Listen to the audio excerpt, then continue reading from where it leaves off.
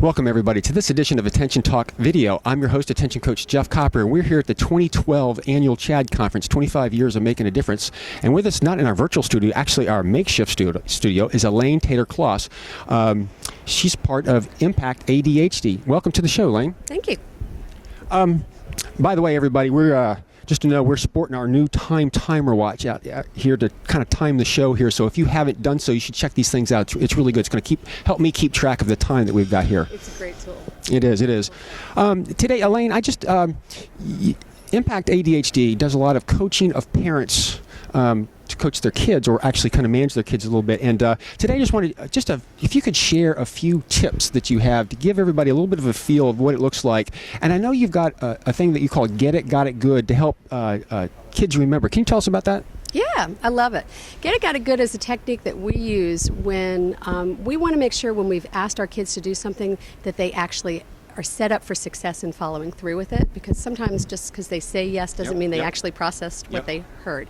So when we ask them to do something, we say, get it. And when we say that, that means they have to at least register what we said, and then they repeat back to us what we asked them. So if I say, take out the trash, they have to say, get it, then they have to say, got it, and repeat what they heard. I got to take out the trash. And then I can respond to that with good if they got it right. And if they didn't quite get it right, I get to tweak it and reframe it for them. So I would say, take out the trash, get it, and then you would say, got it. You want me to take out the trash? Good. That's it. And if the teen didn't repeat it quite the same way, then that gives you an opportunity to rephrase it a little bit to kind of keep them on track in a way that's not negative and not threatening. Is that accurate? Exactly. Yeah, and it works really great with little kids too, because sometimes what they hear is really not exactly what you intended, so it gives you a chance to be really clear on how you're communicating with your kids. That's an excellent tip. Also, you've got one on interruption. Is that right? I do. This is a favorite one of mine. I have kids who are really impulsive, and they have the tendency to come into a conversation and start talking while I'm talking, particularly to another adult, but even to one of their siblings. And so what I've taught them to do is to put their hand on my arm when they want to get my attention if I'm having a conversation with somebody else. And then I acknowledge that I've heard them, that I know that they are there, by putting my hand on their hand. And that's my way of saying to them, okay, I hear you, wait a minute, I'll be with you in a minute. And then as soon as I can in the conversation, to reward their remembering to do that in the first place, as soon as I can, I stop the conversation I'm in, I say, excuse me, and I turn my attention to my child. That way, they're learning to wait. They're learning to be conscious that they tend to be impulsive and interrupt. And I'm able to be polite in the conversation and turn my attention to them. Now, I may turn my attention to them and say, hang on just a minute, I'll be with you in another minute. It doesn't necessarily mean they get it right away. What I like about it is when they put their hand on yours and then you put yours on theirs, it actually serves as a reminder for parents too that they've got to get back to them, because I know I have good intentions sometimes, but every once in a while it kind of slips your mind. So it seems to be good for the child and actually good for the parent. Really, very true. Because when they call down at night and say, Mom, I'm ready, and I say, I'll be right there, I don't have that hand on my arm to remember myself. Been there, done that, got the t-shirt myself. What else?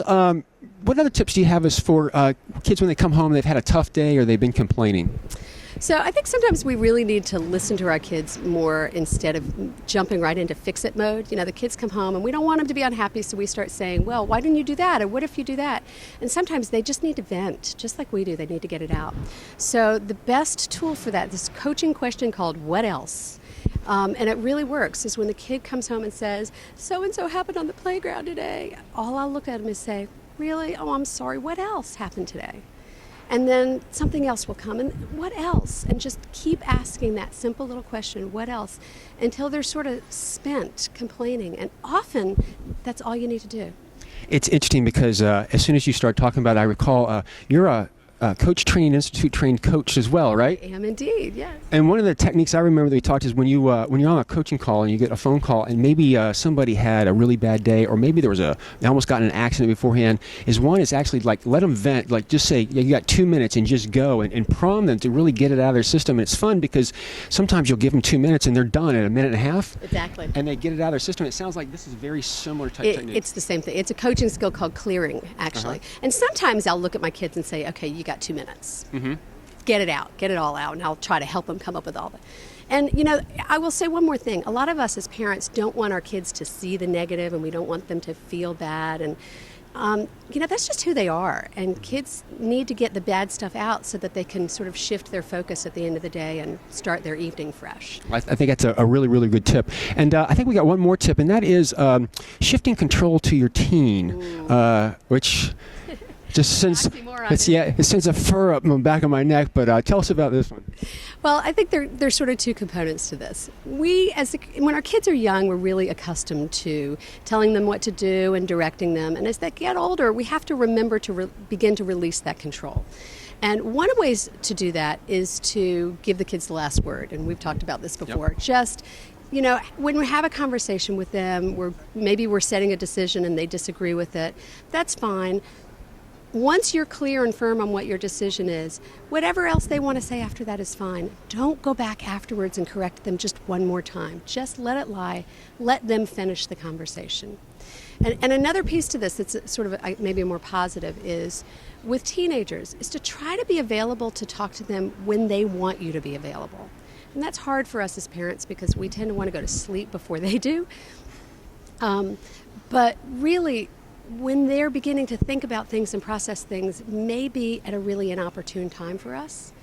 And yet, we have to be hyper conscious to make sure we're available to them in those years, because that's when we want them to know that they can come to us when they've got issues that they're dealing with. Because otherwise, they're going to go to somebody else, and you may not be comfortable with who they're choosing to go to. I can tell you from personal experience, I do a lot of backpacking with my older son, or at least I did. And it's funny, you get out on the trail for 3 or 4 days in the Appalachian Mountains and there's nothing to do. And my son would actually talk to me about things that he would never talk to me about home. The good news is I could be present because other than just dealing with walking or cooking or setting up camp, you were there to listen. And it was just amazing if you can be present when they're ready to talk. And I fall in this trouble at home because I got work, I got just issues going on in the day. But I think it's a really good point if you can stop and listen to them.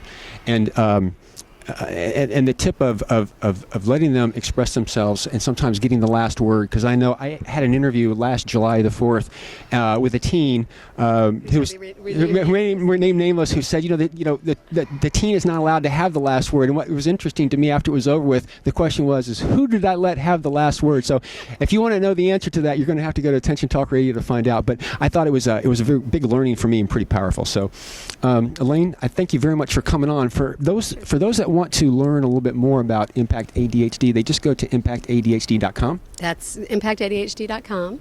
And we are a free resource for parents with coaching tips and self-care tips and featured experts. And you can sign up for download our ebook, ADHD in Reality, which is practical tips for parents, from parents. And join our community and get yourself thinking about coaching-like ways that you can help manage your kids. It's really unbelievably effective. It is unbelievable. If you're in the Atlanta area or you are interested international. If you're interested in Elaine herself, it's Touchtone Coaching. That's your own coaching business, right? It is indeed. Thank you. TouchtoneCoaching.com. TouchtoneCoaching.com. I got to slow my speech down. So my timer is buzzing on me right now. So it's time for us to go. So Elaine, thank you very much for coming on the show. We appreciate it. You're welcome. Thanks for having me. Take care, everybody.